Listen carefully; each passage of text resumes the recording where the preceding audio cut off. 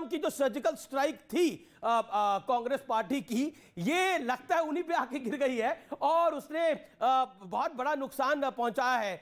इसके ऊपर संतोष भारती, आप सिद्धू पे कुछ कहना चाहते हैं? अब मैं सिद्धू के ऊपर क्या कहूँ। सिद्धू के आने से पहले ही लोगों को ये पता चल गया था कि ये भस्मासुर हो रही अपनी पार्टी को उखाड़ जाएगा, लगभग ये चर्चा थी। एक दूसरी चीज़ मुझे ये लग रहा है हमीश, जो आपने सवाल पूछा कि अब भविष्य में दो विचारधाराओं की लड़ाई है कि बची हुई सरकारें किस रास्ते पे चलें, योगी जी के रास्ते पे चलें या अरविंद केजरीवाल के रास्ते पे चलें। दोनों ही सफल हुए हैं। अरविंद केजरीवाल ने जिस तरीके से वेलफेयर का एक दिल्ली में उदाहरण प्रस्तुत किया, पंजाब के लोगों ने उसके ऊपर भरोसा जताया।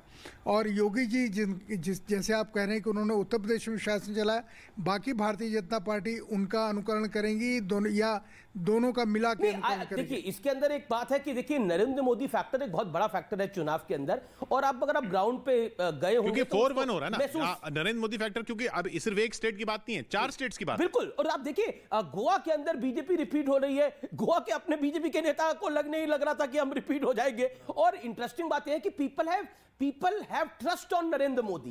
नरेंद्र मोदी नाम का जो भरोसा है, देखिए मैं मानता हूं कि बेरोजगारी एक मुद्दा था, मैं मानता हूं इस स्थिति को कि बेरोजगारी एक मुद्दा था, युवाओं को नौकरी एक मुद्दा था, लेकिन उसके बावजूद नरेंद्र मोदी नाम का भरोसा एक बहुत बड़ा भरोसा है। और उसके अलावा योगी आदित्यनाथ ने उसमें प्लस किया है। उत्तराखंड में अगर प्लस नहीं हुआ तो प्रधानमंत्री नरेंद्र मोदी की वजह से एक जीत की तरफ अग्रसर है। लेकिन अमीश प्रोग्राम को डिप्टी सीएम दिनेश शर्मा हमारे साथ जुड़ रहे हैं। मोदी की देन है। अमीश, डिप्टी सीएम दिनेश शर्मा हमारे साथ जुड़ रहे हैं। जी दिनेश शर्मा जी, अभिनंदन आपका, नमस्कार। तो आएंगे तो योगी ही। धन्यवाद, नमस्कार। देखिए, उत्तर प्रदेश की जनता का ये वाक्य जो आपने दोहराया है, जनता दोहरा रही थी, और मुझको लगता है कि हर घर में मोदी और हर घर में योगी चल रहे थे। और उनमें ये मैं कह सकता हूँ कि जो जनता के काम थे वो चढ़कर बोले हैं, और जनता के लिए जो सरकार ने, केंद्र और प्रदेश की सरकार का बेहतर समन्वय था, वो आज चढ़कर बोला है।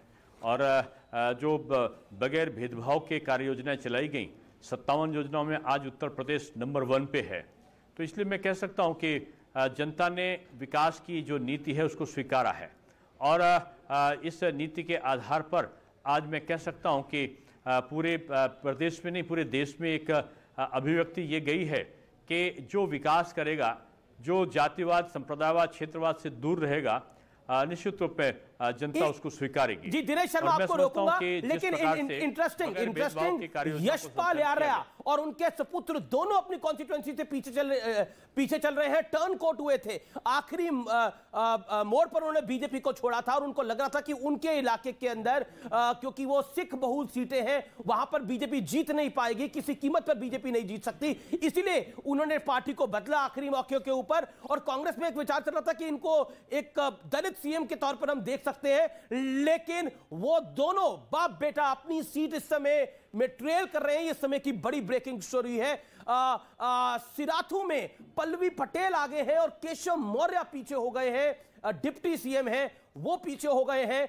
ये एक बड़ी अपडेट मैं आपको दे रहा हूं इस समय की। लेकिन दिग्गज तो पंजाब में हार रहे हैं, चाहे वो सरदार बिक्रम मजीठिया हो, चाहे वो नवजोत सिंह सिद्धू हो, चाहे वो प्रोधा, मैं कह सकता हूं कि लिविंग पॉलिटिकल प्रोधा लंबी से प्रकाश सिंह बादल हो, सुखबीर बादल हो, ये सब अपनी सीट में अब हार रहे हैं। लेकिन बीजेपी पंजाब के अंदर बीजेपी +5 पर है। बीजेपी की परिस्थिति बहुत खराब थी और अकाली 9 पर है। यानी अब अकालियों को सोचना पड़ेगा कि वो बीजेपी के साथ कैसे गठबंधन को आगे बढ़ाएंगे। कांग्रेस 15 पे है, लेकिन यहां पर अरविंद केजरीवाल ने बड़ी जीत हासिल करी है, इसमें कोई दो राय नहीं है। पंजाब पर किशोर, आपका क्या कहना है? अरविंद केजरीवाल की बड़ी जीत हो रही है। पंजाब वैसा ही स्वीप जैसा बताया जा रहा था, और इसमें अकाली दल बिल्कुल बहुत सिंगल डिजिट्स में जाता हुआ, कांग्रेस 15 पर, चरणजीत सिंह चन्नी का दाव नहीं चला है।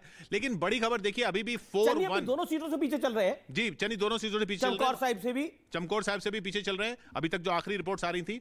लेकिन बड़ी खबर 4-1 है, बड़ी खबर 4-1 है। बीजेपी का 4-1 उसको नहीं भूलना चाहिए, क्योंकि ये हर तरफ चुनौती, ये कोरोना काल के बाद का चुनाव, तमाम तरह की चुनौतियां थी, महंगाई और बेरोजगारी, इस सब के सारे मुद्दे थे। किसान आंदोलन के बाद का चुनाव है ये, याद रखिए ये इनकम्बेंसी वाला चुनाव है, जहां इनकम्बेंट गवर्नमेंट थी, किसी गवर्नमेंट को डिसलॉज नहीं करना था, अपनी गवर्नमेंट की परफॉर्मेंस को डिफेंड करना था बीजेपी को, वहां पर बीजेपी जीत रही है, ये बड़ी बात है। देखिए आम आदमी पार्टी ने डिसलॉज किया, आम आदमी पार्टी ने कांग्रेस की सरकार को हटाया है। विपक्ष में जब आप होते हैं तो एक एडवांटेज रहता है, बहुत आसान होता है, बहुत आसान होता है कि जब आप विपक्ष में होते हैं तो सरकार को हटाना, लेकिन सरकार को रिटेन करना, और उत्तर प्रदेश उत्तराखंड के अंदर सरकारों को रिटेन करना अपने आप में गोवा और मणिपुर में भी, गोवा और मणिपुर में भी। For me the biggest story tonight is, मेरे लिए आज